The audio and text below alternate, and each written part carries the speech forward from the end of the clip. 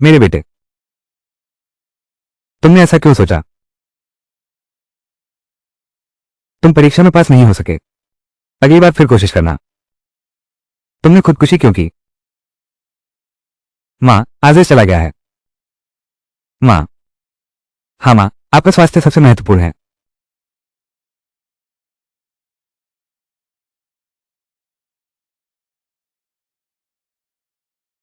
दुख सहन कीजिए, शोक संयम रखिए। हाँ हाँ, बिल्कुल। अरे बेटा, असल में हम कर्ज वसूलने आए हैं। कर्ज वसूलने? बिल्कुल सही। इन कुछ सालों में तुम्हारे सोंग परिवार ने सोंगजे की पढ़ाई के लिए हमसे काफी कर्ज लिया था। अब वो परीक्षा में फेल हो गया और उसने आत्महत्या कर ली। तो वो कर्ज जो तुमने लिया था, पहले वो वापस कर दो। हाँ, तब हमने उधार दे दिया, ये उम्मीद करके कि सोंगजे पास हो जाएगा और हम सबकी जिंदगी अच्छी हो जाएगी। बिल्कुल बिल्कुल। अब तो देखो, वो आदमी ही नहीं रहा। अब हम किसकी उम्मीद करें? हाँ, जल्दी से पैसे वापस करो।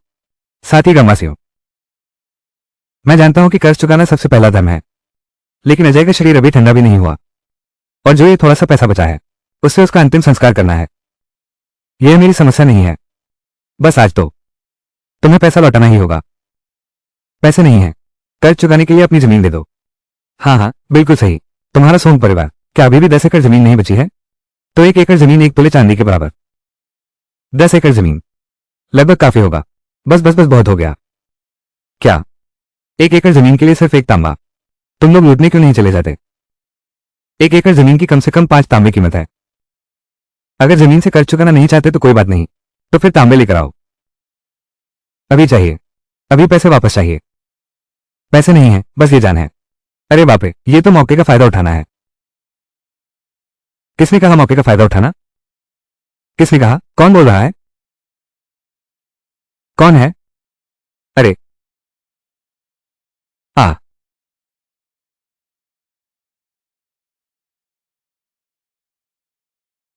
आ आ, हाय, रुको, लाश जिंदा हो गई।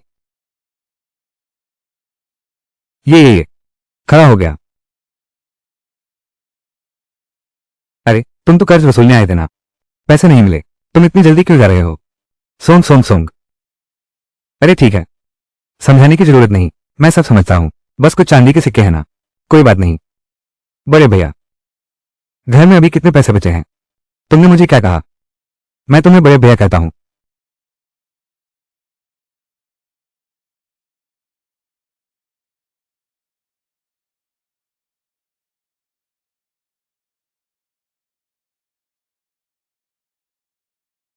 माँ, तुम मेरी माँ हो, मैं तुम्हें माँ कहता हूं। अभी तो अभी यहां आया हूं, अभी थोड़ा अजीब लग रहा है।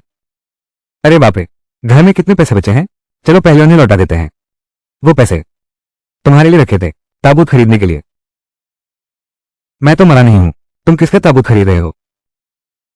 देखो, नहीं मरा। हाँ, नहीं मरा। नहीं मरा तो ताबूत क्यों खरीद रहे हो? आजे, तुम सच में नहीं मरे हो? बहुत अच्छा। तुम नहीं जानती मैं कितना दुखी हूं। अरे, तो तुम मरी नहीं हो? मुझे लगा था तुमने मौत का नाटक किया है। अच्छा, चूंकि तुम जीवित हो तो पैसे वापस करो। तुम जैसे इंसान से कुछ खास उम्मीद भी नहीं है। झाग, तुम ऐसी बात कैसे कह सकते हो? मेरा भाई कैसे नाकाबिल है? हम, तुम खुद ही देखो, इतनी उम्र हो गई है, एक साधारण परीक्षा भी पास नहीं कर सका, दूसरों की नकल कर कोई में कूद रहा है। उसका ऐसा स्वभाव है। अरे, अभी भी सिविल परीक्षा देना चाहते हो? सपने देखते रहो। तुम किसके बारे में सपने की बात कर रहे हो? कौन तुम्हारा बड़ा भाई है? आजे, तुम ठीक तो हो ना? मेरा इरादा ऐसा नहीं था। गुस्सा मत हो, गुस्सा मत हो।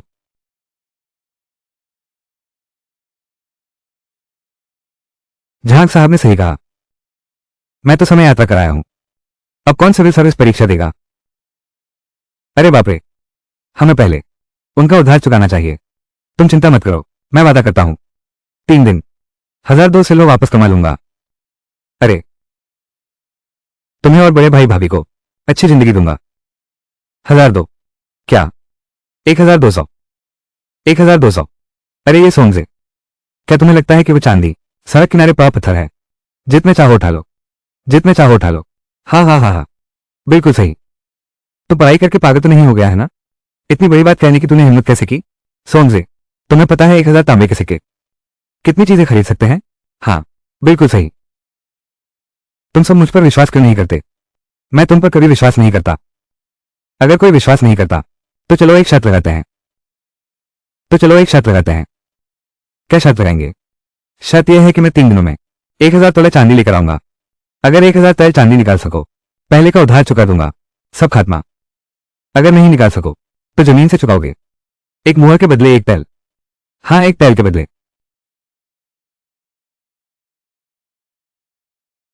ठीक है, मुझे लगता है ठीक है। दाव लगाते हैं। किससे डरना है? हाँ, उससे दाव लगाओ, उससे दाव लगाओ।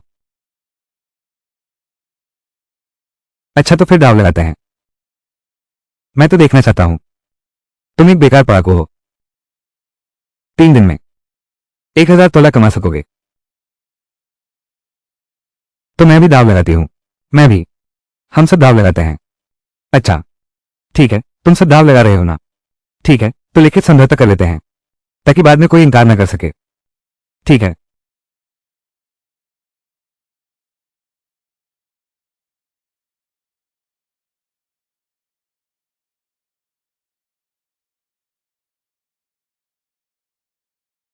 तुम लोग मुझे क्यों देख रहे हो? आजाद, क्या तुम ठीक हो? अरे माँ, मैं बिल्कुल ठीक हूं। ठीक हो तो कुएं में क्यों कूदे? यदि तुम्हारी राज्य परीक्षा में असफलता मिली है तो भी तुम्हें आत्महत्या नहीं करनी चाहिए। हाँ छोटे चाचा, राज्य परीक्षा पास नहीं हो पाई तो हमारे पास और भी रास्ते हैं ना।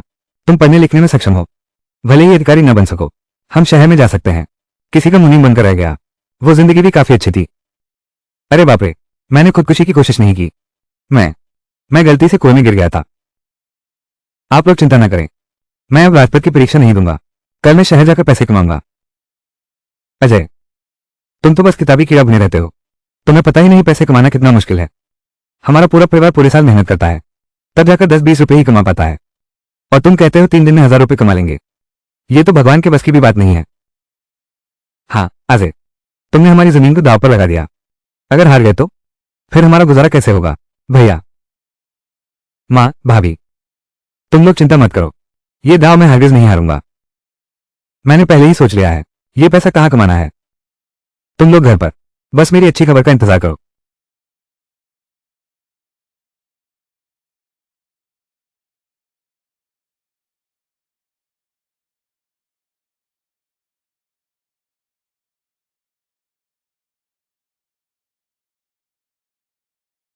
रुको,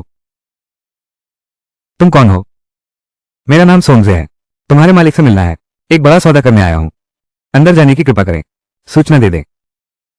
तुम्हारी यह गरीब सूरत देखो, फिर भी मेरे मालिक से मिलना चाहते हो। बड़ा सौदा करने। अपनी शक्ल आईने में देख लो, फौरन निकल जाओ। आओ आओ आओ।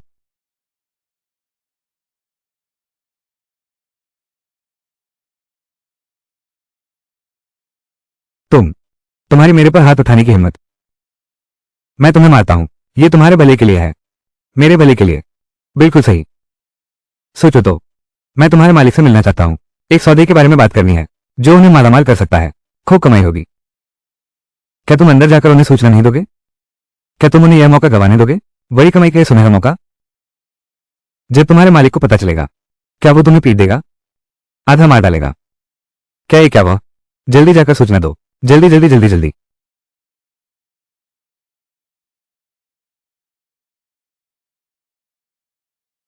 पिछले महीने मेरे वे सब पुस्तक विक्रय कारोबार फिर 30% गिर गए। हाँ, मैनेजर वांग, तुम्हारी तरफ कैसा चल रहा है? मेरी तरफ भी ऐसा ही है। 10 से ज्यादा किताबों की दुकानें, किताबें बिकी हैं, सब मिलाकर अभी तक 300 से भी कम। अगर ऐसा ही चलता रहा तो हमारी किताबों की दुकान बंद हो जाएगी। ये सब क्या माजरा है? पिछली बार जब मैं राजधानी गया था, दुकान का धंधा तो ठीक चल रहा था ना? तुम अभी राजधानी से लौटे हो, अभी हालात पता नहीं है। पिछले कुछ महीनों से काओ परिवार की किताबों की दुकान। अरे मेहमान, सब उन्होंने छीन लिए।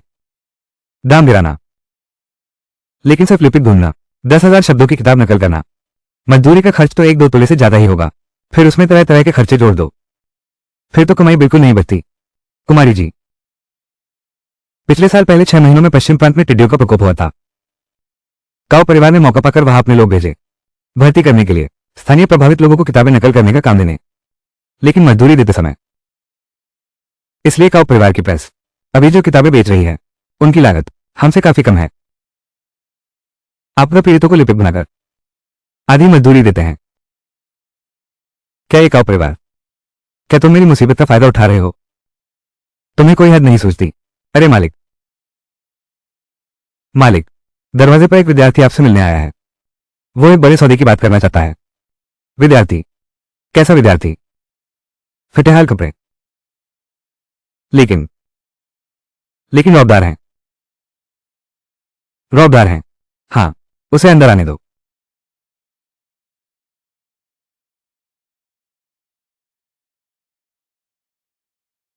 मैं आपका छोटा सोमजे हूं। सोमयुवाज, आप इतनी औपचारिकता न करें। मेरे पास आओ। क्या सौदा लेकर आए हो? मैंने सुना है ये सिहाई बुक स्टोर मुश्किल में है, इसलिए मैं खास तौर पर आया हूं आपको एक विचार बेचने। मुझे एक विचार बेचोगे? विचार बेचना? मेरे विचार न केवल सिहाई बुक स्टोर को हार को जीत में बदल सकते हैं, बल्कि आपको कमा भी सकते हैं सोने चांदी के पहाड़। सुनाते हैं। 10,000 तोले। वनलियांग, जवान, क्या तू गरीबी से पागल हो गया है? इतना बड़ा सपना देखने की हिम्मत कैसे हुई? एक विचार 10,000 लियांग में बेचो। मैं वान दाग हुई, आधी जिंदगी बिता दी, पहली बार ऐसी बात हुई है। नया बच्चा बाघ से नहीं डरता। तुम्हारा साहस सराहनीय है। दोस्तों, गलत मत समझो। मैंने जो 10,000 तय कहा वो पूरी रकम नहीं है, बस अग्रिम भुगतान है। जब सिहाई बुक स्टोर मुनाफा कमाएगा, मुझे और चाहिए लाभांश। तुम्हें अभी भी लाभांश चाहिए? हाँ, और वो भी है भारी लाभांश। राजकुमार सोंग।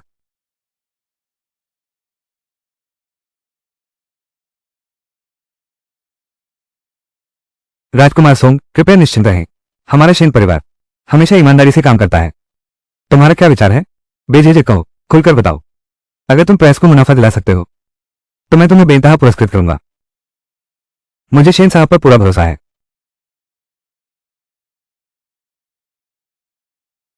शेन साहब, मेरा विचार बस इस पर लिखा है। मुझे विश्वास है शेन साहब की नजरों से जरूर इसके मूल्य को पहचान लेंगे।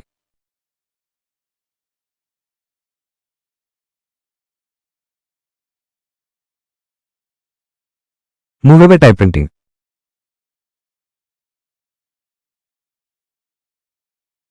अद्भुत। यह विचार, यह कमाल ही नहीं, बिल्कुल जीनियस आइडिया है। अगर इस तरीके से किताबें बनाई जाएं, हमारी लागत कम से कम 80% कम हो जाएगी। 90% तक भी हो सकती है। 90% कमी, यह कैसे संभव है? बिल्कुल असंभव है। हम किताबें बनाते हैं, सबसे बड़ा खर्च किताबें नकल करने वालों की मजदूरी है। वर्तमान बाजार दर 10,000 शब्दों की नकल के लिए लगभग 1 तोला 2 माशा चांदी देते हैं। अगर 90% कम कर दें, 10,000 शब्द नकल करना, तो भी सिर्फ एक चांदी का टुकड़ा। यह कीमत स्याही और कलम खरीदने के लिए भी पर्याप्त नहीं है।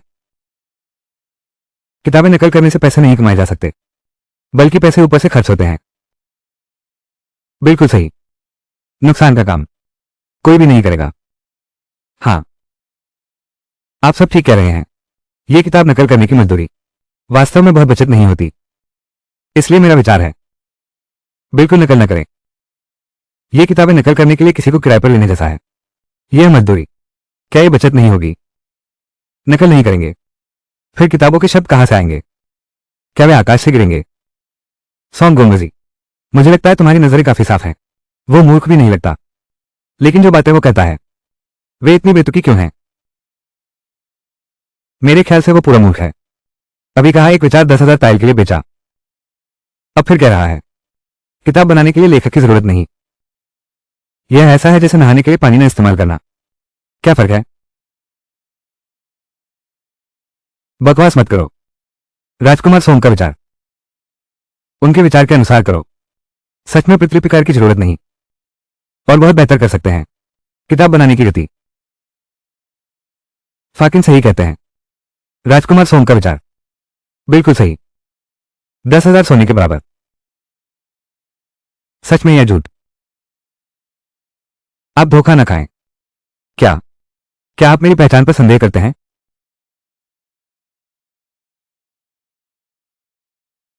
राजकुमार सोंग, हम अध्ययन कक्ष में चलते हैं, विस्तार से बात करते हैं।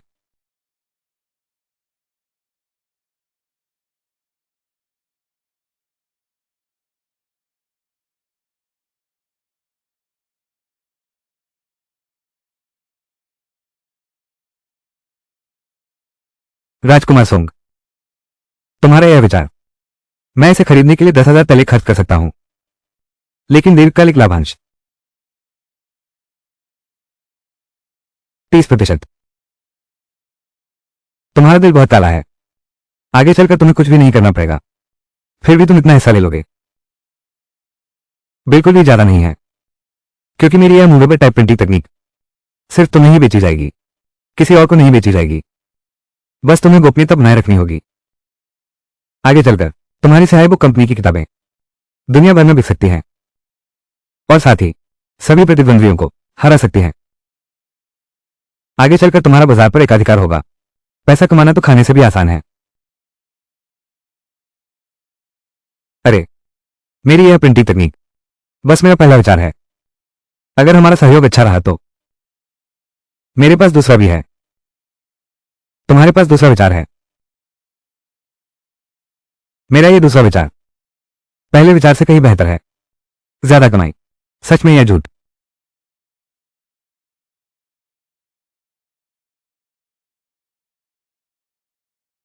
तीस प्रतिशत तो 30%। यह 1,000 तैलियों की अग्रिम राशि है। कृपया स्वीकार करें महोदय। शेन साहब, कृपया इस 1,000 तैलियों के नोट को नकद चांदी में बदल दें। फिर कुछ नौकर ढूंढो, मेरे घर भिजवा दो। बात तो ठीक है। आजिंग, तुम जाकर व्यवस्था करो। मैं सोम गोंगली से कुछ और बात करता हूं।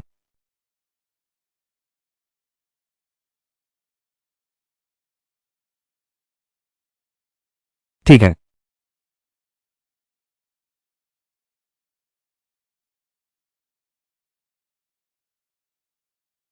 रुको रुको रुको। ये पहाड़ मैंने खोदा है। ये रास्ता मैंने बनाया है। गलती हो गई, गलती हो गई। ये पेड़ है, रास्ता नहीं। अरे हाँ, पता है। ये पेड़ मैंने लगाया है। ये रास्ता मैंने बनाया है। यहां से गुजरना है तो मेरी मसालेदार सब्जी खरीदो। अरे बाप रे, दिन दहाड़े तुम्हारी हिम्मत कैसे हुई लूटने की? खैर, मैंने अपना अन्वेषक साथ लिया है। हाँ हाँ हाँ।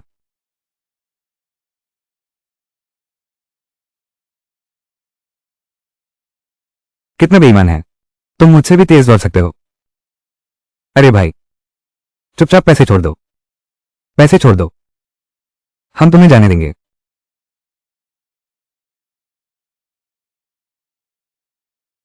पैसे दो, जान बचाओ। तुम लोग शायद पश्चिम प्रांत से आए हो। तुम्हें कैसे पता? तुम्हारे इन कपड़ों को देखकर मैं समझ गया कि तुम शरणार्थी हो। मुझे यह भी पता है, ये तुम्हारी पहली डकैती है ना? ये भी तुम देख सकते हो। एक कहावत है, डकैती करो और चेहरा न छुपाओ, पैसा मिलेगा पर जिंदा ना बचोगे। ये बात तुम लोगों ने शायद नहीं सुना होगा। इसका कोई मतलब नहीं है।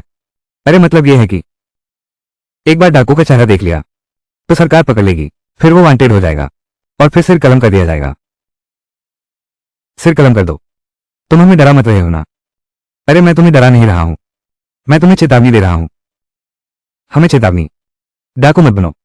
अरे नहीं नहीं नहीं, मैं तुम्हें बता रहा हूं, एक बार तुमने मुझे देख लिया तो मुझे मारकर चुप कराना ही होगा, नहीं तो मैं अधिकारियों को बता दूंगा और तुम सब वांटेड हो जाओगे।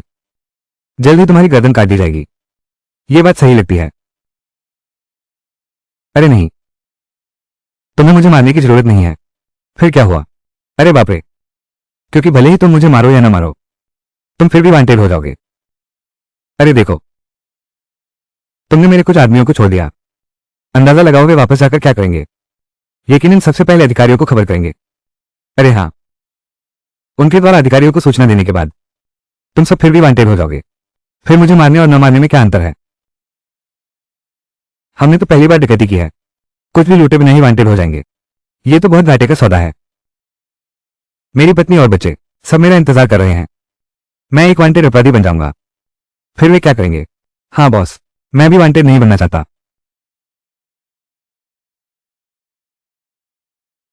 भाई, सोचो अगर हम तुम्हें न मारें, तुम्हारे पास कोई उपाय है?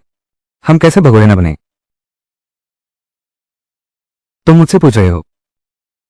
हाँ बिल्कुल सही।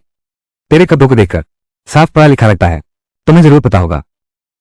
हाँ, वो तरीका है। बस तुम लोगों का डर है, अच्छाई को नहीं पहचानते हो। पहचानते हैं, हम पहचानते हैं। ये तरीका बहुत आसान है। तुम लोग पहले मेरे साथ घर चलो। जब अधिकारी दरवाजे पर आएंगे तो मैं कहूंगा तुम मेरे आदमी हो। ये डाकू वगैरह तुम लोगों की मेरे साथ की हुई मजाक की बातें हैं। ये अधिकारी तो स्वाभाविक रूप से तुम पर पीछे नहीं पड़ेगा, तुम्हारे अधीन रहकर। मुझे लगता है तुम लोगों की बुद्धि कमजोर है, स्वभाव से सीधे साधे हो। अरे आगे से मेरे साथ काम करो, बशर्ते तुम लोग बुराई छोड़कर अच्छे बन जाओ। मैं तुम्हें वादा करता हूं सब अच्छा जीवन बिता सकोगे। देखो तुम्हारे कपड़े और सजावट, साफ दिख रहा है कि तुम कंगाल हो। क्या तुम्हें यकीन है कि हम भाइयों को अमीर बना सकोगे, अच्छा जीवन दिला सकोगे? तुम मुझे अभी नीचा समझते हो। देख लिया ना, खोल कर देखो।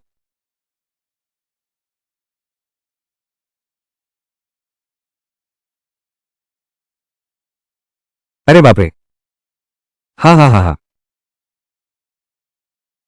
सच में, सच में, इतना सारा रुपया? ये कल शहर जाकर कमाया हुआ पैसा है। अगर तुम लोग मेरे साथ नहीं रहना चाहते हो तो अभी ये चांदी बांट लो, फिर फरार अपराधी बन जाना। लेकिन अगर मेरे साथ रहना चाहते हो तो मुझे बड़ा भाई कहकर बुलाओ, मैं तुम्हें दौलतमंद बनाऊंगा।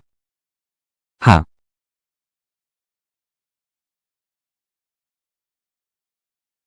बड़े भाई आप सबसे ऊपर हैं, कृपया अपने छोटे भाई को एक प्रणाम स्वीकार करें। अरे उठो उठो उठो, उठो उठो। अरे इसके बाद तो हम एक ही परिवार हैं। हम सुख दुख साझा करेंगे, मुसीबत में एक दूसरे का साथ देंगे, सुख में साझा करेंगे, दुख में साथ निभाएंगे, सुख में साझा करेंगे, दुख में साथ निभाएंगे, सुख में साझा करेंगे। 3 दिन हो गए हैं, अजय अभी तक वापस क्यों नहीं आया? माँ आप घबराए नहीं, वो जरूर वापस आएगा। हाँ माँ, अभी तो बहुत समय है, 3 दिन में 1000 तांबे कमाना इतना आसान कहाँ है? मुझे डर है कि आजिज शर्मिंदा हो जाएगा, खुद को वादा तोड़ता हुआ पाएगा, कहीं फिर से निराश ना हो जाए। बेटी बेकार की बातें मत सोचो। वो कहाँ है? वो आदमी कहाँ है? जल्दी बाहर आओ, जल्दी से बाहर आ जाओ, छुपो मत, फटाफट बाहर आओ। अरे बाप रे, तुम सब घर पर हो? मुझे लगा था तुम भाग गए हो। सूरज अभी तक डूबा नहीं है, तुम इतनी जल्दी क्यों कर रहे हो? मुझे जल्दी करने की क्या जरूरत है? जल्दी तो तुम्हें करनी चाहिए। फिर सोमजे कहाँ है? उसने हमसे शर्त लगाई थी, 3 दिन में 1000 तांबे कमाने की बात थी। अब समय लगभग पूरा हो गया है, वो बाहर क्यों नहीं आया? वो शहर गया है, अभी तक वापस नहीं आया। मेरे ख्याल से वो भाग गया है, अब तक दिखाई नहीं दिया। निश्चित रूप से भाग गया है, मेरे ख्याल से वो अपनी बढ़ाई हुई बातों पर शर्मिंदा है और शर्म से वापस नहीं आ सकता। उसमें वापस आने की हिम्मत भी है कि नहीं मुझे फर्क नहीं पड़ता, बस सोम परिवार अपना कर्ज न चुके। चिंता मत करो, भले ही आजे वापस ना आए, हम सोम परिवार भी अपना कर्ज नहीं मिटाएंगे। बहुत अच्छा, 1 एकड़ जमीन एक टाइल के बराबर है। तुमने मुझे 3 टाइल चांदी देनी है, तो मुझे 3 एकड़ जमीन देनी होगी। अरे ये सोमजे द्वारा लिखित समझौता है, काले अक्षर सफेद कागज पर साफ लिखे हैं। मैं ईमू हूं, मैं भी ईमू हूं। छोटे चाचा लौट आए हैं, आजे।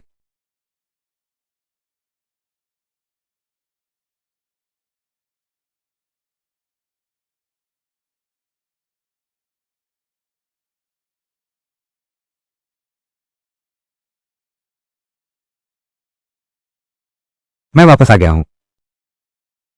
तुम्हारा घर बहुत रौनक है। ये सब तुम्हारे परिवार वाले होंगे। ये सब ये सभी मेरे पड़ोसी हैं। इतने सारे पड़ोसी मिलने आए हैं। तुमने पड़ोसियों से बहुत अच्छे संबंध बनाए हैं। अच्छे क्या है? हम लोग कर्ज वसूलने आए हैं। कर्ज वसूलने? ऐसा नहीं है। हमारा बॉस इतना अमीर है, तुम्हारा पैसा कैसे बकाया हो सकता है? क्या तुम कह रहे हो उसके पास पैसा है? अरे हाँ, हमारे बॉस के पास पैसे की कोई कमी नहीं है। तुम मेरे साथ मजाक कर रहे हो क्या? वो हमारे 10-12 तोले चांदी के कर्ज का भी भुगतान नहीं कर सकता। तुम कहती हो कि उसके पास पैसा है। हाँ। अरे तुम लोग, उसने तुम सबको बेवकूफ बना दिया। यह नहीं हो सकता। हमारे बॉस के पास करोड़ों की दौलत है। वो कैसे तुम्हारे चंद सिल्वर कॉइन का कर्ज नहीं चुका सकता? ये उबर आओ।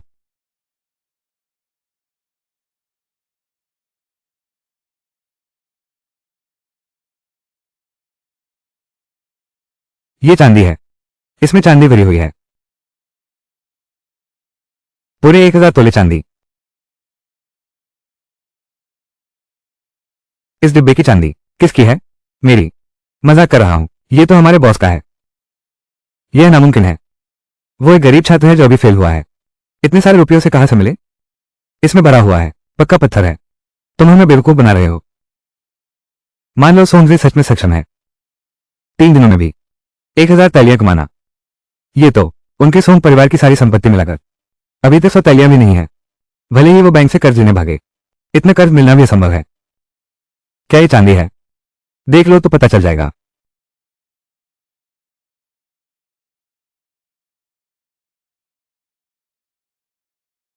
अरे हाँ। हे इतना सारा? आजे। हाँ। तुम्हारे पास इतने चांदी कहां से आया? बाद में बताऊंगा तुम्हें। तुम सिर्फ देखते क्यों रहते हो? आगे आकर छूकर देखो। इस चांदी को देखो। आखिर ये असली है या नहीं? अच्छा ठीक है ठीक है। अरे अरे बाप रे। ओह, सच में ये चांदी का है ना? हाँ हाँ हाँ। कुल मिलाकर 1200 सही है ना? बिल्कुल सही बिल्कुल सही बिल्कुल सही। अगर गलती नहीं है तो पहले लिखे गए उधार पत्र सब निकाल कर दो। बाहर निकालो। कैसे चुकाने से मुकरना चाहते हो? कौन रोनिया? कर्ज किसने नहीं चुकाया? मुझे शक है तुम्हारे पैसे गलत तरीके से आए हैं। अरे सुनो सोमजे, तुम एक फेल विद्यार्थी हो। न पैसा कमाना जानते हो, न दोस्ती है। ये पैसा अचानक कहां से आया? 1200 रुपये निकालो। ये चांदी मुझे यकीन है कि तुमने चुराई है। चोरी की नहीं भी हो तो ठगी हुई तो है। बहरहाल ये चांदी जरूर गलत तरीके से आई है। हाँ। तुम लोग तो झूठा इल्जाम लगा रहे हो। मैं आजाद जन्म से ही भला इंसान हूं। चोरी या धोखाधड़ी की बात तो दूर की है। सिर्फ बातों से कुछ नहीं होता। जब तक इस चांदी का स्रोत नहीं बताओगे तब तक हम शर्त नहीं मानेंगे। इस चांदी का स्रोत नहीं बताओगे तब तक हम शर्त नहीं मानेंगे। दाव को न केवल नहीं मानते, हम अधिकारियों के पास भी शिकायत करेंगे। उस पर दूसरों के चांदी चुराने का आरोप लगाएंगे। तुम लोग। मां, आप गुस्सा न करें। आप अभी अमीर आदमी है। उसका शरीर बहुत कीमती है। इसकी कोई जरूरत नहीं इन लोगों से झगड़ा करने की। सोमजे, तुम किसे गरीब कह रहे हो? चांदी के पैसे कहां से आए बताओ। तुम अभी भी नाटक कर रहे हो। बिल्कुल नाटक कर रहे हो। मैं ये 1002 सिल्वर तुम्हें बांटना चाहता था, तुम्हारे मेरे प्रति किए उधार के एहसान का बदला चुकाने के लिए। लेकिन तुम लालच में आ गए। मेरी मुसीबत का फायदा उठाना चाहते हो। हमारी जमीन हड़पने की कोशिश। तुम लोगों ने दया नहीं दिखाई तो मैं भी न्याय नहीं करूंगा। गाय गोल और घोड़ा लंबा। ये 1000 टके बांट लो तुम आपस में। खुद उठा लो। दादा, ये सब हमारे लिए है। इतने सारे सिक्के मिल गए तो हमारे परिवार को भूखा नहीं रहना पड़ेगा। भूख कैसी? शुक्रिया दादा। भाइयों, सिक्के बांटो। देखो मेरा। अरे तुम। अरे अरे बाप रे, जल्दी जल्दी जल्दी। कैसे? दिल नहीं मानता। बस दिल नहीं मानता। अगर तुमने हमें साफ साफ नहीं बताया ये चांदी कहां से आई, तो मैं अधिकारियों को बता दूंगा। अधिकारियों को बताना चाहते हो तो तुम्हें मौका मिल गया है।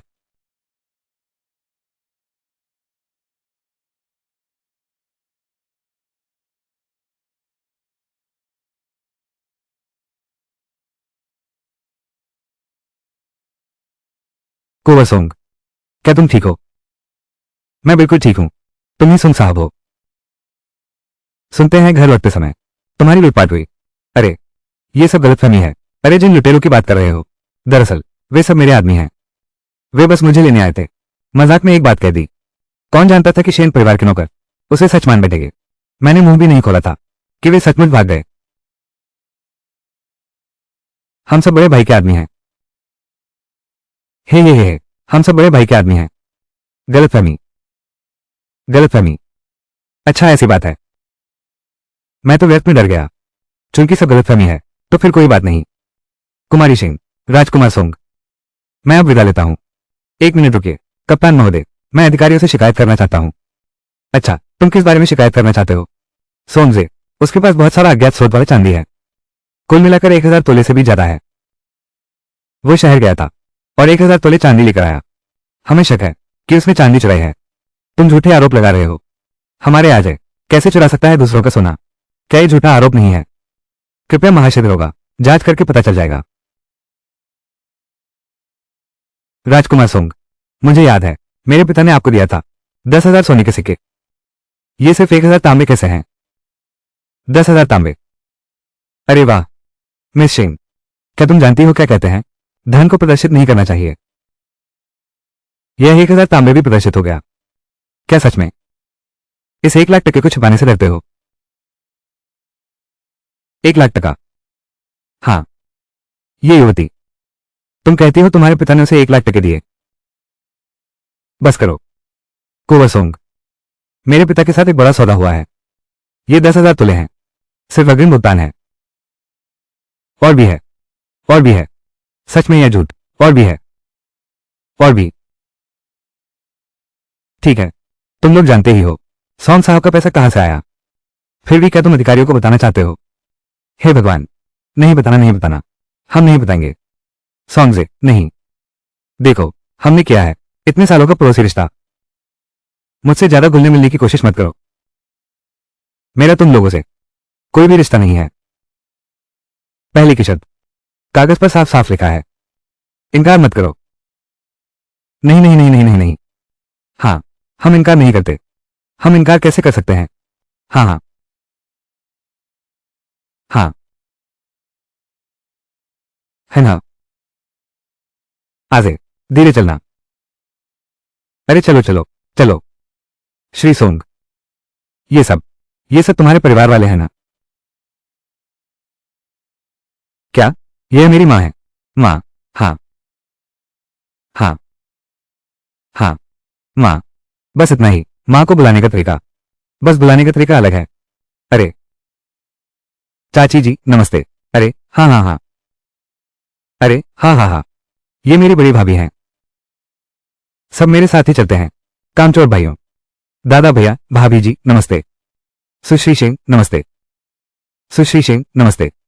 सुश्री सिंह नमस्ते। युवराज सोंग, तुमने अभी अपना धन दिखा दिया। इस छोटे से गांव के घर में रहते हो, यह शायद सुरक्षित नहीं है। शहर में रहने चलो। यह शहर में कानून व्यवस्था अच्छी है, काम भी आसानी से हो जाते हैं। तुम क्या सोचते हो? मुझे तो ठीक लगता है। यही तो सही बात है।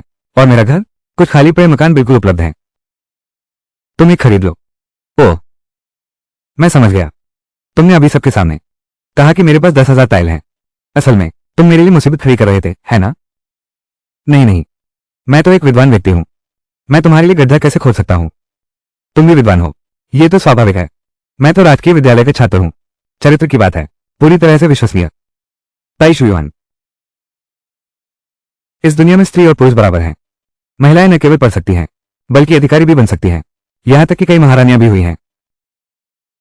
अरे एक खरीद लो। मैं तुम्हें 10% छूट दूंगा। खरीद लो तो खरीद लो। कुछ दिनों में मैं शहर जा रहा हूं तुमसे घर खरीदने। तो ऐसे ही तय है। एक बात पक्की, पहले मैं विदा लेता हूं। विदा।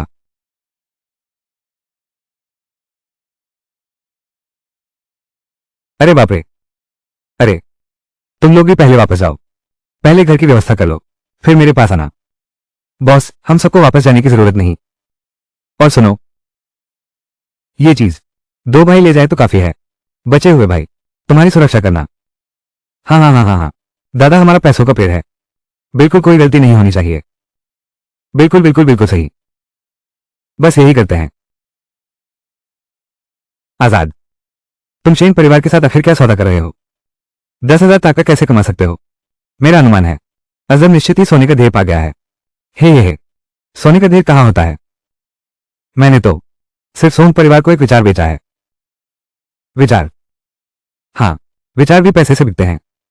अरे बिल्कुल, ये अमीर लोग। सबसे कीमती चीज सोना चांदी या जवाहरात नहीं होती, बल्कि एक विचार। एक अच्छा विचार है, इससे उन्हें ज्यादा पैसे कमाने में मदद मिलेगी। ये तुम्हारा है, दादा का है, भाभी का है। 1,200। 1,002। ये पैसा तुम लोग जैसे चाहो खर्च करो। खत्म हो गया। नहीं नहीं नहीं, नहीं चलेगा। तुमने बहुत ज्यादा रुपए दिए हैं। मैं खर्च नहीं कर सकती, मुझे डर लगता है। आजाद, यह 1,033 बहुत ज्यादा है। मैं यह नहीं ले सकता। यह 1,033 वाकई बहुत ज्यादा है। हाँ भैया, भाभी, आप दोनों ने मेहनत से मेरी पढ़ाई का खर्च उठाया। क्या तुम्हारा मतलब यही नहीं था कि मैं सफल बनूं, ताकि हमारा पूरा परिवार अच्छी जिंदगी जी सके? अब जब मैंने पैसे कमा लिए हैं तो तुम औपचारिक क्यों हो रहे हो? यह मैं कैसे लूं? शहर में पहुंचने के बाद हुंडियों को छोटे सिक्कों में बदल लेना, फिर तुम जो चाहो खरीद सकते हो। माँ, तुम चिंता मत करो, आगे चलकर मैं और भी पैसा कमाऊंगा, इतने कि तुम लोग खर्च भी नहीं कर पाओगे। हाँ, तो क्या तुम अभी भी राष्ट्रीय परीक्षा दोगे? मैं तो समय में यात्रा करके आया हूं, अब कौन राष्ट्रीय परीक्षा देगा? क्या? मेरा मतलब है, मैं पैसे कमाने की पूरी कोशिश करूंगा। पहले दुनिया का सबसे अमीर आदमी बनूंगा, फिर औद्योगिक क्रांति लाऊंगा, आखिरकार पूरी मानवता को समृद्धि की ओर ले जाऊंगा। समृद्धि की ओर जाना क्या होता है? क्या? यानी सबको अच्छा जीवन मिले। हाँ हाँ। सॉन्ग साहब, ये हवेली, क्या आप संतुष्ट हैं? हाँ। दाम बताइए। मूल 5,000 टाइल। 5,000 टाइल? क्या तुम मुझे मूर्ख समझते हो? अरे, 5,000 टाइल बहुत सस्ता है। देखो, ये शानदार महल और ये छोटा पुल और बहता पानी, ये सुंदर और अनोखा है। मंडप और महल दिखावटी पर बेकार, वो छोटा पुल और बहता पानी मच्छर पैदा करता है। 3 बार अंदर बाहर, ये हैसियत दिखाता है। सुरक्षा भी तो पूरी रहेगी। विशाल हवेली, पैर दुखने लगते हैं। घर खुले खुले हैं, रहने में आराम मिलता है। जगह बहुत बड़ी है, सफाई में परेशानी होती है। 4,000 तोले, 500 तोले, 3,500, 500 तोले, 3,000 तोले। नहीं खरीदोगे तो छोड़ो। अरे यार, खरीदेंगे खरीदेंगे खरीदेंगे।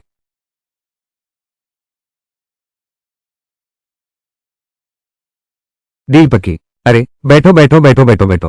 अरे वाह, तुम मेरे घर आ गए। इतनी औपचारिकता क्यों? आओ थोड़ा पानी पी लो। देखो ये बाग और महल, पुल और बहता पानी। चाओ बापी, 500 तैल। क्या तुम अपनी खाल नहीं दे सकते? कुमारी, घर में एक महत्वपूर्ण अतिथि आए हैं। महत्वपूर्ण अतिथि राजधानी से आए हैं। राजधानी? व्यक्ति कहाँ है? आपके कमरे में है।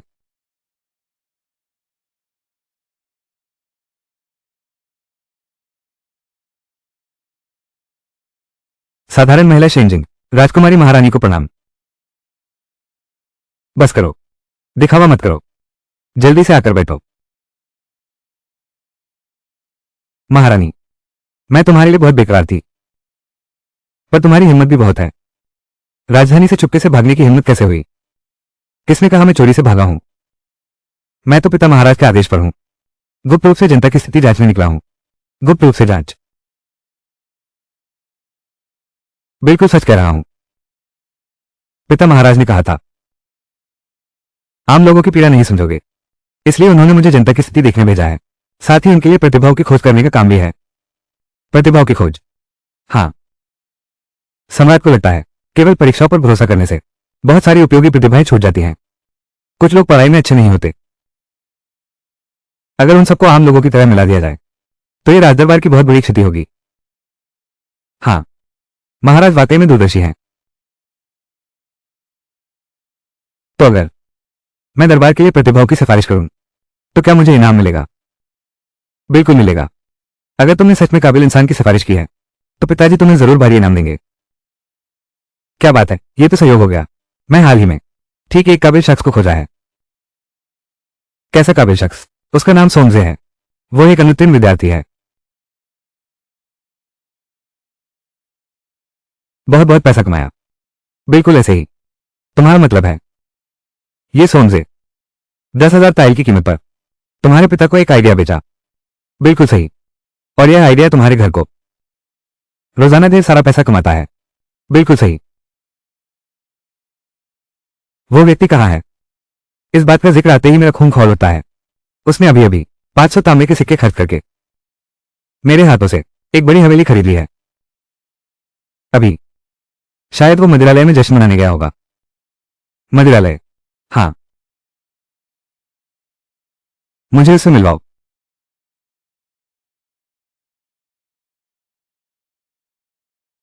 अरे आइए आइए। महोदय अंदर पधारिए। हम्फ। अरे सोमजे, तुम्हारी परीक्षा में असफलता मिली। शांति से घर जाकर खेती क्यों नहीं करते? तुम्हारी शर्म नहीं आती है शराब खाने आने में? अरे ये तो जहां गेरमाओ है। तुम घर पर अपने पिता का सुअर काटने का काम क्यों नहीं करते? यहां क्या करने आए हो? काट। सुअर किसका काट रहे हो? मैं अब सरकारी परीक्षा पास कर चुका हूं। एक विद्वान बन गया हूं। अरे बाप रे, मेरा एक ऊंचा दर्जा है, एक सम्मानित व्यक्ति हूं। मैं तुम्हारा ये सुअर और हंस काटने का नीच काम कभी नहीं करूंगा। तुम आंखें ऊपर क्यों उठाए हो? तेरी गर्दन मेंढक जैसी फूली हुई है। पता चला कि तू एक विद्वान बन गया है, अब अपने पूर्वजों को भूल गया है। हाँ हाँ हाँ हाँ। हम किसने पूर्वजों को भुला गया? बेशक तुमने। तुम्हारे पिता एक कसाई थे। तुम्हारी पढ़ाई के लिए मुर्गे और बकरे कुर्बान किए और तुम यहां उनकी बुराई कर रहे हो। कहते हो उनका काम घटिया है। अगर तुम अपने पूर्वजों को नहीं भूलते तो कौन भूला है? तुम हो। हम।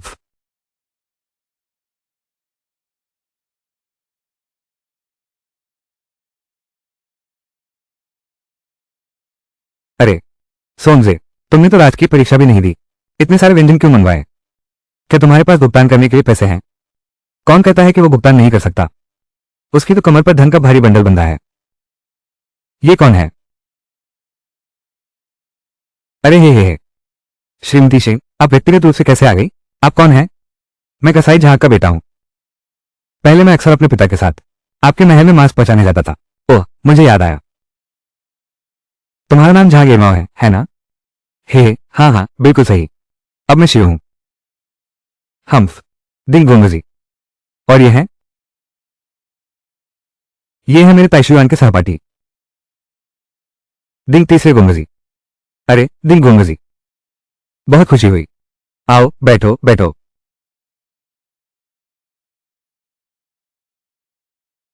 सुनते हैं सॉन्ग गोंगजी विचार बेचते हैं। कैसे? डिंग गोंगजी भी खरीदना चाहते हैं। खरीदेगी या नहीं ये तो तुम्हारे विचार की कीमत पर निर्भर करेगा। मेरे इस विचार की न केवल कीमत है बल्कि यह तो बेहद अनमोल है। लेकिन अगर तुम खरीदना चाहते हो मैं जरूर बेचूंगा, ऐसा नहीं है। मेरे विचार बेचने का एक नियम है। क्या नियम है? जो लोग मुझे पसंद नहीं।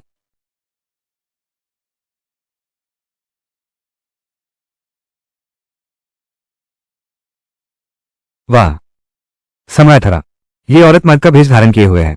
जरूर इसके घर में सोने की खान है। सॉन्ग साहब, अब तुम मुझे देखो। आहा हा हा हा हा। बहुत अच्छा, बहुत अच्छा, बहुत अच्छा।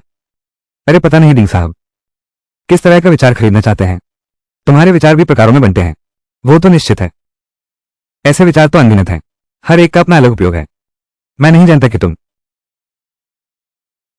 या फिर कोई और प्रकार खरीदना चाहते हो, तो पहले पैसा कमाने वाला लेते हैं, ऐसा जो बहुत बड़ा मुनाफा दे।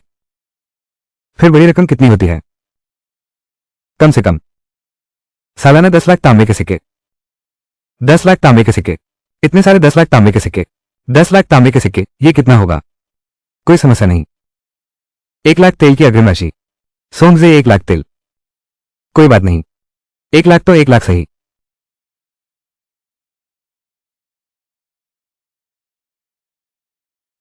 मैं चलता हूं। इस नकली ए के आसपास छिपे हुए अन्वेषक भी हैं।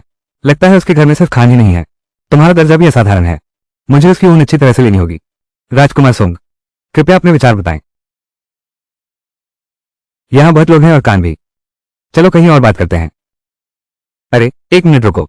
हाँ, यह महाशय, तुम सुन इस बदमाश को बिल्कुल मत सुनना। वो तो छोटी सी परीक्षा भी पास नहीं कर पाया, घर में तो एक पैसा भी नहीं है।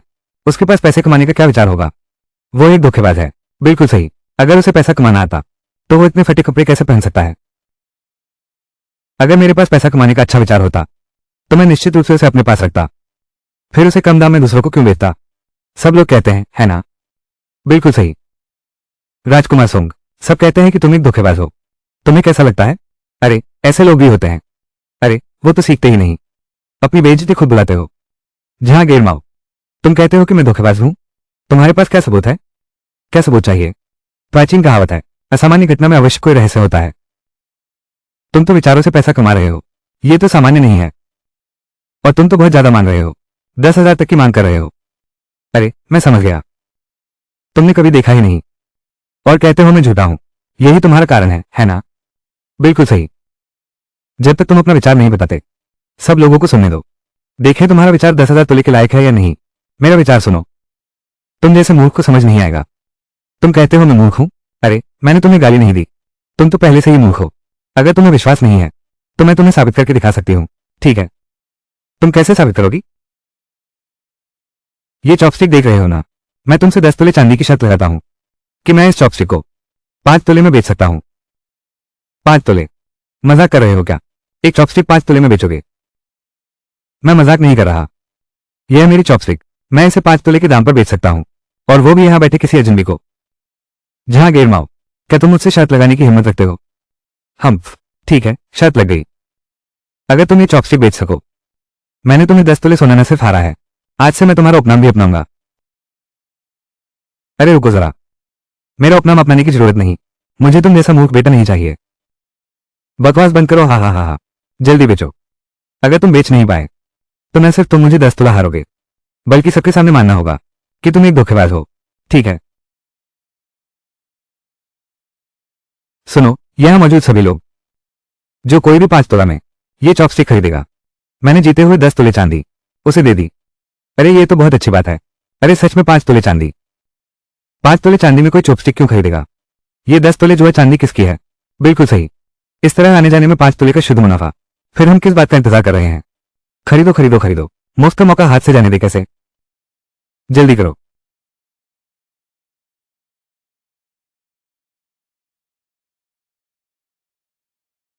हाँ हाँ हाँ हाँ। जहां गेरमाओ, ये चॉपस्टिक्स मैंने बेच दिए हैं, तुम्हारे वो 10 तोले चांदी मेरे हो गए। हाँ, वो 10 तोले चांदी खुद जाकर ले आओ। अच्छा ठीक है ठीक है। हाँ हाँ हाँ। तुम क्या करने जा रहे हो? अरे क्या कर रहे हो? मैंने 5 तोले में खरीदे थे ये चॉपस्टिक, तुम्हारी शर्त हार गई। ये 10 तोले उस सज्जन के हैं, उसने सारे तोले मुझे दे दिए। रोकने का तुम्हारा क्या अधिकार है? हटो। तू क्या तू यह मानता है कि तू खुद एक मूर्ख है? अगर तू यह नहीं मानता तो हम दोबारा शर्त लगा सकते हैं। क्या तू अब भी कहने की हिम्मत रखता है कि मैं एक धोखेबाज हूं? तू ही तो एक धोखेबाज है। अरे हाँ हाँ हाँ। सोमजे, तुम्हारे दिमाग में क्या है? जल्दी बताओ। इतनी जल्दी क्यों? मैं पहले मिस्टर डिंग से कुछ सवाल पूछना चाहता हूं, तो फिर जल्दी पूछो। क्या तुम्हारे परिवार के पास खान है? ये सोने की खान, चांदी की खान, तांबे की खान, लोहे की खान सब गिनती में है। तुम्हारा बेचने का विचार खान से जुड़ा हुआ।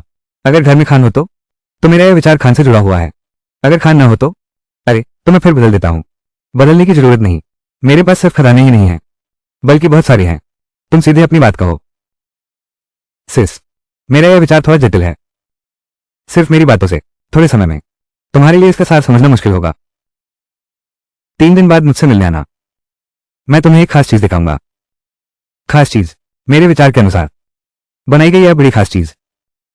ये तुम्हारी बड़ी खास चीज किस काम आती है? खनन की गति बढ़ा सकती है। कम से कम 30 गुना बढ़ाना होगा। कितना? कम से कम बढ़ाना होगा 30 गुना। यह असंभव है, बिल्कुल असंभव है। यह असंभव कैसे हो सकता है? क्योंकि अयस्क खोदना बहुत मुश्किल है।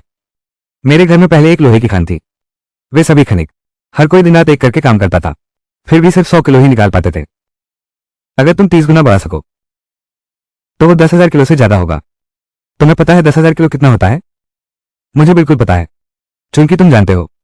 तो फिर डींग क्यों मार रहे हो? अरे मैंने कोई डींग नहीं मारी। 3 दिन बाद तुम मेरा खजाना देखोगे। मैं तुम्हें पूरी तरह मनवा लूंगा। ठीक है, 3 दिन तो 3 दिन ही है। मैं तुम्हारा इंतजार करूंगा। ठीक है, 3 दिन बाद मैं तुम्हें कुछ अद्भुत दिखाऊंगा। सोमजे, मैं तुम्हें चेतावनी देता हूं। अगर तुमने इसे लेकर मैं तुम्हारे पूरे परिवार की कलम उड़ा दूंगा। चिंता मत करो शेन जी, मेरे दिमाग में जो विचार है वो सोने चांदी के पहाड़ जैसा है। महज 1 लाख चांदी के लिए भाग जाना। तुम मुझे बहुत कम मानते हो।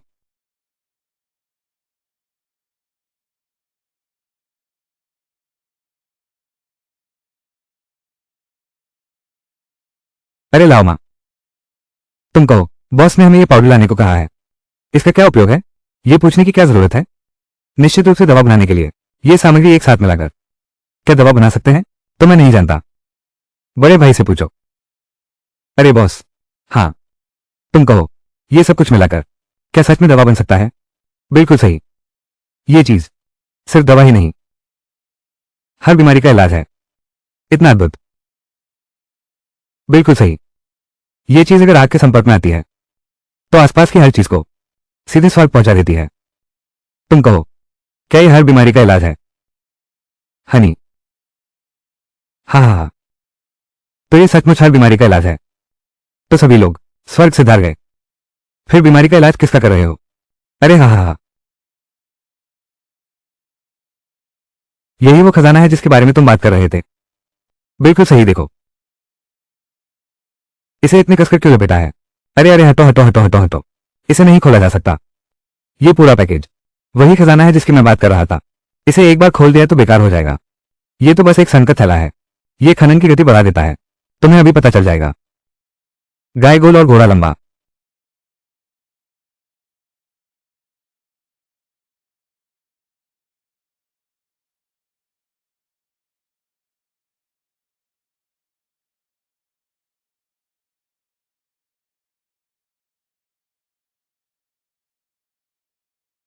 वे क्या कर रहे हैं? अरे इतने सवाल मत पूछो। अरे जल्दी से बैठ जाओ। बैठने को कहा है तो बैठ जाओ। जल्दी करो।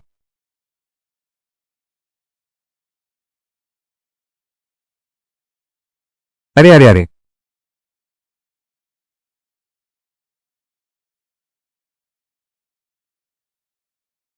वो क्या चीज है? अरे देखा ना, वही है मेरा कहा हुआ खजाना। इसकी आवाज। क्या ये खनन की गति बढ़ा सकते हैं? 30 गुना बढ़ाओ। कर सकते हैं, कर सकते हैं, बहुत कर सकते हैं। तो चलो बात करते हैं इस लाभांश के मुद्दे पर। लाभांश? क्या लाभांश? क्या श्रीमती सेन ने आपको नहीं बताया? मेरा विचार खरीदो। अग्रिम राशि के अलावा क्या मुझे लंबे समय तक लाभांश भी मिलेगा? मैंने तुमसे कहा था ना, उसे अग्रिम राशि चाहिए और लाभांश भी। तुम्हें कितना चाहिए? पुराना नियम 30%। 30%? 30% बहुत है क्या? क्या ये बहुत नहीं है? नहीं, बिल्कुल भी नहीं। खनन गति को 30 गुना बढ़ा सकता है। तुम खान मालिकों की कमाई, वही तो असली बहुत है। हाँ। अरे सॉन्ग साहब, मैंने सुना है आपकी परीक्षा में असफलता मिली। हाँ, सही सुना है। इसलिए अब मैं विचार बेचने का काम शुरू कर रहा हूं, अमीर बनने के लिए। अरे बाप रे, यही तो सच्चे मर्द की पहचान है। केवल धन की इच्छा कैसे कर सकते हो, प्रसिद्धि की कामना नहीं करोगे। ऐसा है, तुम इतने इच्छुक हो राज्य की सेवा करने में। मैं तुम्हारे लिए कुछ संपर्क ढूंढ सकता हूं, तुम्हें दरबार में सिफारिश कर सकता हूं। अरे इच्छा नहीं है क्या? मैं अभी अधिकारी नहीं बनना चाहता। सोमजे, तुमने सोच समझ कर कहा है ना? मास्टर डिंग का पृष्ठभूमि बहुत मजबूत है। अगर वो तुम्हारी मदद करे तो तुम कम से कम एक कितने पद का अधिकारी बन सकते हो? 5वें दर्जे का। तुम कम से कम 5वें दर्जे का अधिकारी तो बन ही सकते हो। छोड़ो भी, महज 5वें दर्जे का अधिकारी, और तुम चाहते हो कि मैं खुद को सरकार के हवाले कर दूं। तुम किसे कमजोर समझते हो? तुम्हें 5वां दर्जा भी नहीं भाता। स्थानीय स्तर पर तो ये गवर्नर का पद होता है। कोई दिलचस्पी नहीं, सरकार के लिए गुलाम बनकर काम करना। मैं बेहतर है कि कुछ ज्यादा पैसे कमाऊं और अपने माता पिता की सेवा करूं। तुम सच में उस कीचड़ जैसे हो जो दीवार पर चढ़ाया भी नहीं जा सकता। अरे जाओ जाओ जाओ जाओ जाओ।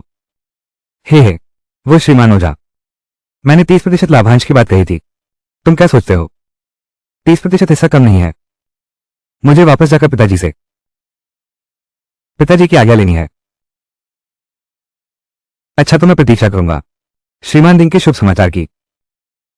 याद रखना, मेरे जाने के दौरान तुम यह विचार किसी और को नहीं बेच सकते। तुम चिंता मत करो, मेरा विचार सिर्फ एक को बिकेगा, सिवाय इसके कि खरीदार पैसे न दे। हे, महाराज, क्या तुम सच में राजधानी वापस जा रहे हो? मुझे लौटना ही होगा। सोंगजे ने जो खजाना बनाया है साम्राज्य के लिए, उसकी कीमत अंदाजा से परे है। मुझे वापस जाकर पिता सम्राट को सूचित करना होगा और उनसे निर्णय लेने का अनुरोध करना होगा। साम्राज्य के इतने सोने चांदी के खान हैं, 30% हिस्सेदारी, वो तो एक खगोलीय आंकड़ा है। महाराज निश्चित रूप से मंजूर नहीं करेंगे। सोंगजे यह बड़ा मूर्ख, हिम्मत करके इतनी बड़ी मांग रखता है। सचमुच जीने का मोह छोड़ दिया है। हम तो तुम ही बताओ क्या करें। मेरी राय में तो उसे तुरंत गिरफ्तार कर लेना चाहिए, फिर कड़ी यातना देनी चाहिए, ताकि वो अपने दिमाग के विचार हमें बता दे। इस तरह से हमें एक पैसा भी खर्च नहीं करना पड़ेगा। लेकिन अगर वो मरने तक इनकार कर दे तो? अगर वो मरने तक ही इनकार करे तो हम एक नया तरीका अपनाते हैं। पहले उसे लाभांश देने का नाटक करते हैं, फिर उसे धोखा देते हैं, उसके दिमाग के विचार हमें देने को कहते हैं, फिर कोई बहाना ढूंढते हैं, उसकी संपत्ति जब्त कर लेते हैं। हे, तुम्हारा मतलब है पहले मोटा करो फिर काटो। हाँ, ठीक है, ऐसे ही करते हैं। अरे नहीं नहीं नहीं महाराज, मजाक था मजाक था। मैं कह रहा हूं श्रीमती सिंह, क्या तुम सोमजेब पर मर मिटे हो? एक पल उसे मारने पीटने की बात करते हो, दूसरे पर उसकी तरफदारी करने लगते हो। बिल्कुल नहीं, ये हो ही नहीं सकता। ये इंसान तो फायदा उठाकर भी मासूम बनता है। मैं हूं तुम मैं ऐसा कैसे कर सकती हूं कि मुझे उसे पसंद हो? यह असंभव है। जनरल सिंह, आपका आदेश सुन रहा हूं। तुम एक गुप्त रक्षक दल ले जाओ और सोमजे की गुप्त रूप से रक्षा करो। मेरे लौटने से पहले अगर उसे किसी भी प्रकार की हानि पहुंची, मैं तुम्हें जिम्मेदार ठहराऊंगा। जी आज्ञा।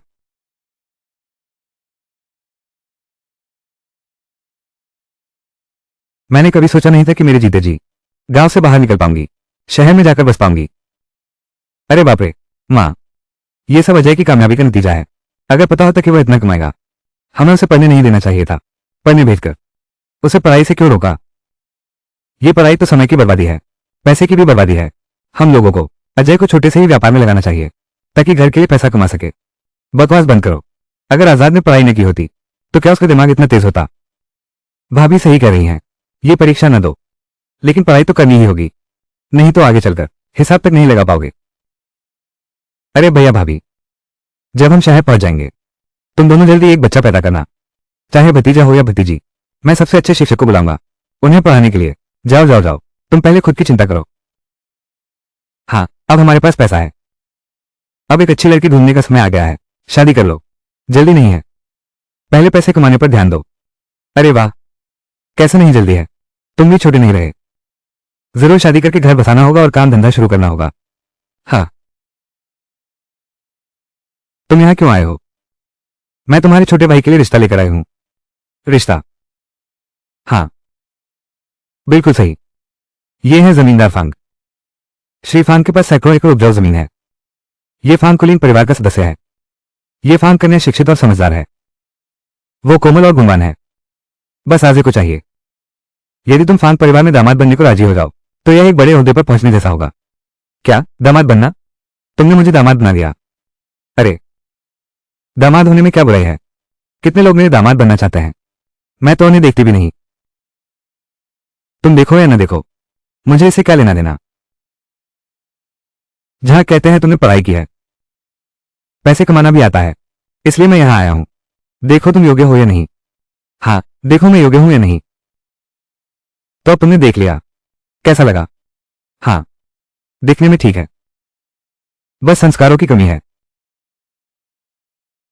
मैं तुम्हें छोड़ दूंगा। हमारा बॉस इतना अच्छा इंसान है। क्या तुम्हारी हिम्मत कहने की कि उनमें संस्कार नहीं है? अरे, तुम कहते हो मुझमें संस्कारों की कमी है, तो इसका क्या सबूत है? मैं तुम्हारा बड़ा हूं। तुम मुझसे मिलकर पहले तो अभिवादन नहीं करते, दूसरे कुशलेक्षण नहीं पूछते। तुम्हारी परवरिश में कमी नहीं तो और क्या है? मैं समझ गया। मैं तुमसे मिलकर पहले अभिवादन नहीं करता, दूसरे कुशलेक्षण नहीं पूछता, तो मेरी परवरिश में ही कमी है। क्या ये श्रीमान फांग हैं? बिल्कुल सही, श्रीमान फांग। आप मेरे घर आए हैं। मेरी माताजी को देखकर पहले तो आपने प्रणाम नहीं किया, दूसरे कुशलेक्षण भी नहीं पूछा। आपकी यह विशिष्टता आपके संस्कारों की कमी दिखाती है। क्या कहना चाहते हैं आप? तुम यह जिला परीक्षा उत्तीर्ण करने वाले इतने अशिष्ट कैसे हो सकते हो? हे, जमींदार फांग, मैं कह रहा हूं कि तुम्हारे बेटे की परवरिश में कमी है। तुम्हें कोई आपत्ति नहीं है ना?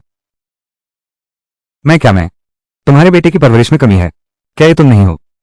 बेटे को सही तरीके से नहीं सिखाया। अरे सोमजे, तुम बिना सोचे समझे कैसे बोल सकते हो? यह मिस्टर फैंग है। तुम कहते हो उनके घर में अच्छी परवरिश नहीं हुई। क्या तुम शांति से जीना चाहते हो या नहीं? अरे यार, तुमने न कहा तो मैं तो भूल ही गया था। ये फांग कुमार तो जुड़ेन है। भविष्य में अफसर बनने का मौका मिलेगा। सोमजे, जल्दी से फांग मालिक और फांग कुमार से माफी मांगो। वे बड़े दिल वाले हैं, शायद इस बार तुम्हें माफ कर दें। अरे, माफी मांगो। मैं माफी क्यों मांगू?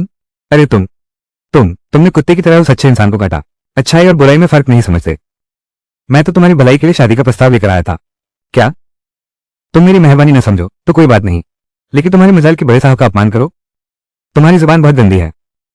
अरे जाओ जाओ जाओ। तुमने मेरी शादी कराने की जहमत क्यों उठाई? मेरी शादी, इसकी चिंता करना तुम्हारा काम नहीं है।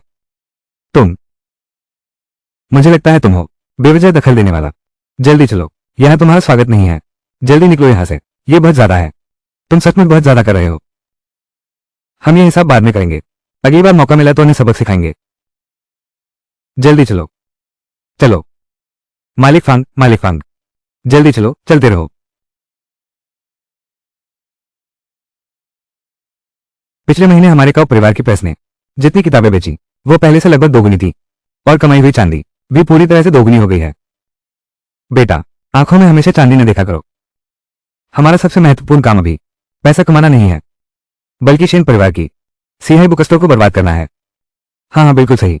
बस सिहाई बुकस्टोर का पतन होते ही हमारा काउ परिवार का प्रकाशन घर एकमात्र बड़ा नाम होगा। आगे से किताबों की कीमत क्या होगी वो पूरी तरह से हमारे इशारे पर निर्भर करेगा। जब वो समय आएगा हम जितना चाहें उतना कमा सकेंगे। मालिक, बुरी खबर है, एक बड़ी मुसीबत आ गई है। इतना घबराओ मत, क्या बात है? सिहाई बुकस्टोर ने कीमतें घटा दी हैं। उन्होंने सभी किताबों की कीमतें सीधे आधी कर दी हैं। क्या आधी? सिहाई बुकस्टोर की 10,000 शब्दों वाली किताब सीधे 2 तोले चांदी से घटकर 1 तोला रह गई है। यह असंभव है। मेरी जानकारी के अनुसार सिहाई बुकस्टोर 10,000 शब्दों की एक किताब बनाता है। लागत अकेले 1,278 तोले चांदी की होती है।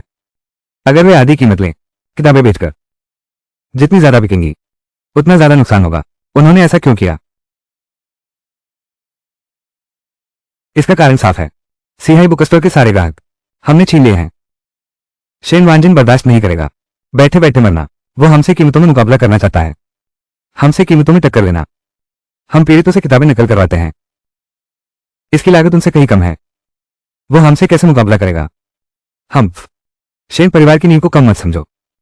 अगर शेन वांजन ने ठान लिया और हमसे जान लेकर ही छोड़ने को तैयार हो गया तो कुछ समय के लिए हमें भी नुकसान उठाना पड़ेगा। इसलिए हमें एक तरकीब सोचनी होगी।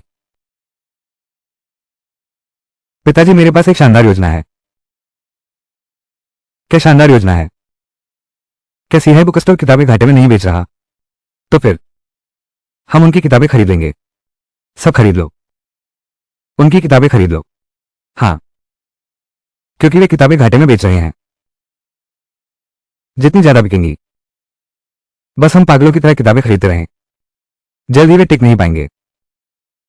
जब तक वे बंद न हो जाएं, हम खरीदी हुई किताबों को फिर से ऊंचे दाम पर बेच देंगे। उस समय तक न केवल हम उन्हें उलझा सकते हैं, बल्कि हमें बीच का अंतर भी मिलेगा। इसे कहते हैं एक पंथ दो काज।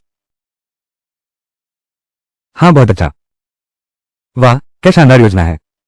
लियो दे, तुम तुरंत लोगों को तैनात करो। सीहाई बुक स्टोर पर किताबें खरीदने जाओ, बशर्ते वे कीमत न बढ़ाएं। वे जितनी बेचे तुम उतनी खरीदो। पैसों की चिंता मत करो। जी, आज्ञा का पालन किया जाएगा। क्या तुम कह रहे हो कि सोमजे सच में अधिकारी नहीं बनना चाहता? क्या ये जानबूझकर पीछे हटकर आगे बढ़ने की चाल है? मेरी नजर में वो अधिकारी नहीं बनना चाहता, ऐसा नहीं है। बल्कि राजकुमारी महारानी द्वारा दी गई कीमत से वो संतुष्ट नहीं है। 5वें दर्जे का पद भी पर्याप्त नहीं है। हमारे महाविद्यालय के छात्र स्नातक होने के बाद केवल 7वें दर्जे के संपादक बन सकते हैं। वो एक फेल हुआ विद्यार्थी है। वो तो साधारण छात्र भी नहीं है, फिर भी 5वें दर्जे के पद को ठुकरा रहा है। मेरे ख्याल से सोंगजे असल में असंतुष्ट नहीं है, बल्कि मोलभाव करने की कला जानता है। मोलभाव की कला, बिल्कुल सही। मैं तुमसे पूछता हूं, दरबार के लिए 5वें दर्जे का एक पद अधिक मूल्यवान है या फिर उस सोंगजे की अनमोल चीज अधिक मूल्य रखती है? वो तो निश्चित रूप से सोंगजे है। खनन की अनमोल चीज का मूल्य अधिक है। 5वें दर्जे का पद तो। दरबार में इतने सारे अधिकारी हैं, एक और हो तो कोई दर्द नहीं, एक कम हो तो कोई खुशी नहीं। लेकिन सोंगजे की खननमति जो 30 गुना बढ़ा दे ऐसी चीज, वही तो दुर्लभ वस्तु है। हाँ, दुर्लभ वस्तु है। अगर राज दरबार को इस खजाने को बनाने की विधि मिल जाए तो और भी ज्यादा सोना चांदी निकाल सकेंगे और अधिक लोहे की खाने भी खोज सकेंगे। पर्याप्त लोहा मिलने पर और भी उत्तम इस्पात बनाया जा सकेगा। इस उत्तम इस्पात का मूल्य समझाने की जरूरत नहीं है। शुद्ध लोहा। क्या आपका मतलब है हथियार और कवच बनाना? हाँ, हथियार और कवच बनाना। अगर मेरे राज्य की लौह अयस्क उत्पादन क्षमता 30 गुना बढ़ सके तो हमारे सभी सैनिक, हर कोई मजबूत कवच पहन लेगा, तेज स्टील की तलवारें लेकर। हमारे दानिंग साम्राज्य की सेना की शक्ति गुणात्मक रूप से बढ़ जाएगी। कोई आश्चर्य नहीं कि यह सोंगजे इतनी बड़ी मांग करने की हिम्मत कर रहा है। वो पहले से ही योजना बना चुका था। बेटी, ये सोंगजे शायद सिविल परीक्षा पास न कर सके, लेकिन वह एक असाधारण प्रतिभा है। भविष्य में निश्चित ही सरकार द्वारा उसे महत्वपूर्ण पद मिलेगा। तुम्हें उसके साथ घनिष्ठ संबंध बनाने चाहिए। अगर मौका मिले तुम चुप रहो। मैं उस पर कभी नहीं लिखूंगी। हम्फ, तुम सच में उसे पसंद नहीं करती। मालिक, युवती, बहुत बड़ी खुशखबरी है। क्या खुशखबरी है? हमारे सभी किताबों की दुकानें पूरी तरह से बिक चुकी हैं। तुम कह रहे हो हमने प्रिंटिंग तकनीक का इस्तेमाल किया, बस 3 दिन बाजार में रहने के बाद सब बिक गए। पूरी तरह से बिक चुके हैं। पिताजी, यह सही नहीं लगता। हमारे द्वारा छापी गई किताबें, लेकिन किताबें खरीदने वाले लोग तो सीमित हैं। एकाएक सब कैसे बिक सकती हैं? हाँ, मुझे पता चल गया कि यह क्या मामला है। क्या मामला है? यह निश्चित रूप से काउ परिवार है। काउ परिवार को नहीं पता कि हमारे पास है मूवेबल टाइप प्रिंटिंग। किताबों की लागत कम कर सकती है। उन्होंने हमारी किताबों की कीमत कम होते देखी। उन्हें लगता है कि हम घाटे में ग्राहक खींच रहे हैं, इसलिए वे इस मौके का फायदा उठाना चाहते हैं, मुसीबत में और परेशानी डालना। मुसीबत में और परेशानी डालना, मैं समझ गया। अच्छा, चूंकि वे खरीदना चाहते हैं तो हम जी जान से बेचेंगे। इतना बेचेंगे कि वे बिल्कुल कंगाल हो जाएं। हाँ, लाओ वांग, लोगों को बुलाओ, गोदाम में रखी नई किताबें सबकी सब किताबों की दुकान पर ले चलो। मैं चाहता हूं कि काउ परिवार के लोग खुलकर खरीदारी करें। अच्छा, मैं अभी जाता हूं।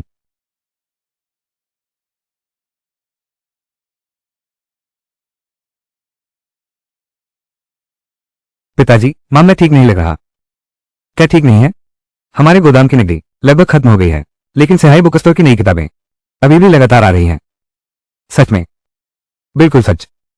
मैंने जिसे भेजा था उसने एक दिन पहले उनकी किताबें खरीद ली। अगले दिन उन्होंने फिर से किताबों की अलमारी पूरी तरह भर दी। पड़ोसी राज्यों में दर्जनों सिहाई बुक स्टोर्स के साथ यही हाल सबका है। हमने कुल कितनी किताबें खरीदी हैं? हाँ, बड़ी छोटी सब मिलाकर 2 लाख से भी ज्यादा हो गई हैं। इतनी सारी? ये सचमुच गड़बड़ है।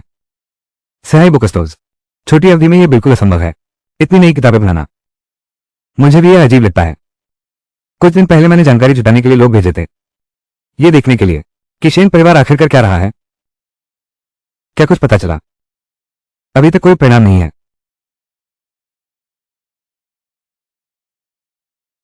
मालिक और युवराज, एक विद्वान झाग ने मिलने की इच्छा जताई है। कहते हैं कि वे एक सूचना बेचना चाहते हैं। सूचना बेचना? हाँ, उनका कहना है कि यह सिहाई बुक स्टोर से संबंधित है। उन्हें अंदर आने दो। फैंग